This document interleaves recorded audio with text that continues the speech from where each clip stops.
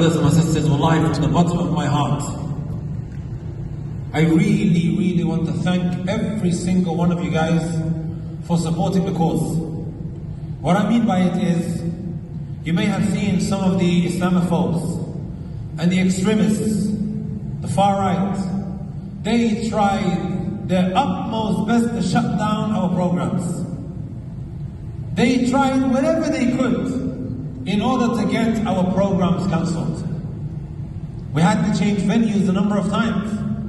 And it looks like the da'wah scene is going to be changing, right, in the foreseeable future.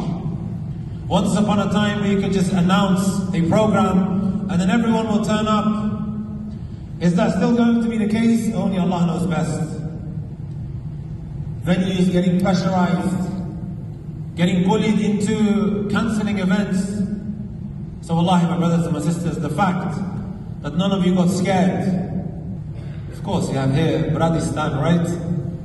Pakistani community, especially, Allahumma barik, and the rest of you, they're not gonna get pushed around by those guys. I ask Allah Azza wa Jal to honor every single one of you.